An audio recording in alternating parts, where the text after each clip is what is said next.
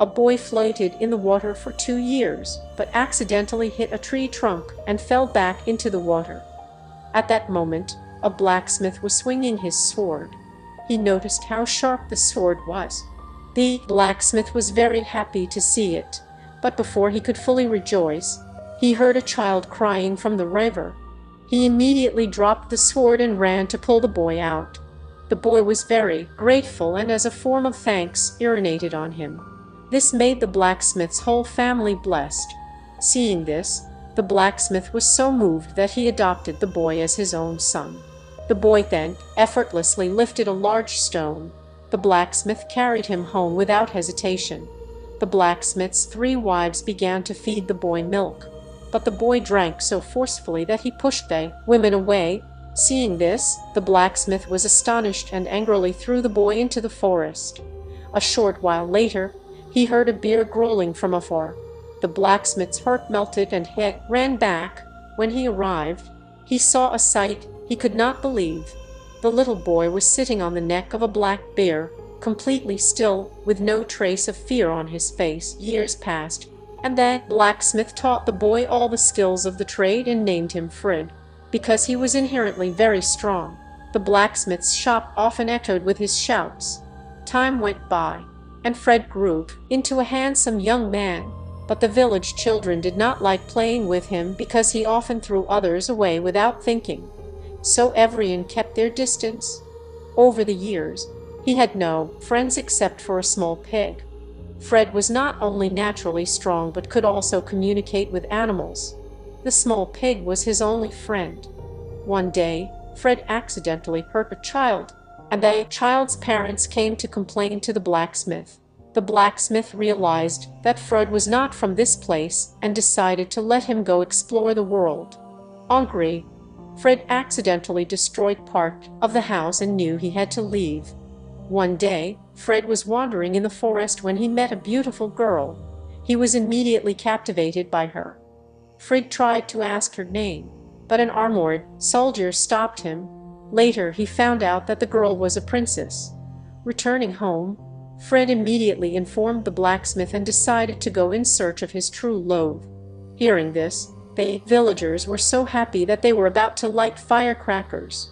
At the time of farewell, the blacksmith gave him his family's sword and instructed him never to return.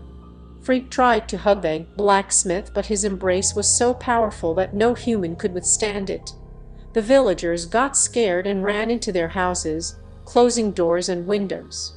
Thus, Fred set off alone towards the city. Fortunately, the small pig did not leave his side. Fred, who had never left the village before, did not know where the city was. Then he met a mysterious moose, who quietly told him that the city was across the cliff.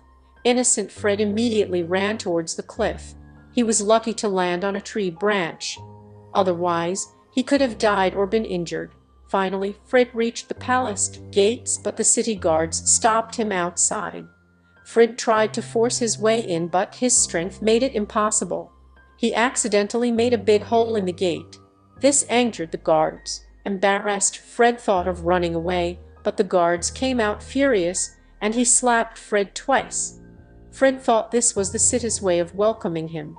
He also slapped the guard twice, knocking him to the ground, and then entered the city easily. Because of his incredible skill, he was given the task of peeling potatoes. A beautiful cook gradually became attracted to him. But Fred only thought about the princess. He was eager to meet the princess after finishing his work. The cook told him that once he squeezed juice from all these apples, he would meet the princess. Fred was filled with confidence, but he accidentally broke a juicing machine. The cook warned him that if he didn't juice all the apples within 3 days, everyone would be in trouble. Fred confidently said it was a small task and would not take 3 days. He pressed gently, and the juice started flowing. The cook was amazed and immediately collected the juice in a jar. All the cooks praised Fred's work, but the head cook felt threatened. Angrily, the head cook targeted Fred's best friend, the small pig. The poor pig suffered the head cook's anger instead of Fred. The small pig was nearly dying, but Fred arrived in time to save him. However, the head cook did not leave the delicious food and followed Fred. Fred accidentally ran into an arena with the small pig. When the head cook peeked out, Fred trapped him under a plank. Fred looked around and saw his beloved princess again. The princess immediately recognized him and decided to tease him. She declared that if he won, she would marry him.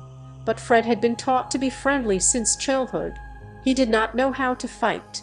Then a magician cut his sleeve with a sword, and when he was shocked, his other sleeve was also cut. Fred had to brace himself and step back. The beautiful cook told him he must fight with all his strength, or he would die. When everyone was worried about Fred, a praying insect suddenly appeared and showed him prayer punches. Fred memorized all the moves immediately. When the magician attacked with the sword, Fred stopped the lethal strike with empty hands and knocked the magician to the ground. But the princess was not ready to marry him so easily. She devised a plan to test him. She said if Fred could bring a magical ring from Dragon Island, she would agree to marry him. As Virender Singh was putting the engagement ring on Baidu, an urgent call came in which he lost the ongoing case and refused to proceed with the engagement.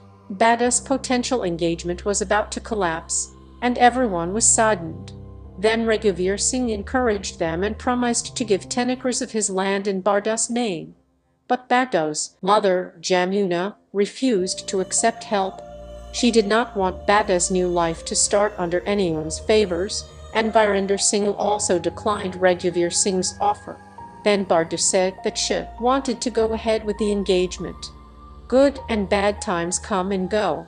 Trust in a relationship grows when both support each other in difficult times. Hearing Bada, Virender Singh agreed to that engagement and placed the ring on her finger again. Then Bada suddenly fell to the ground, and her future anklet got stuck beneath her. Lucky ran and lifted her inside.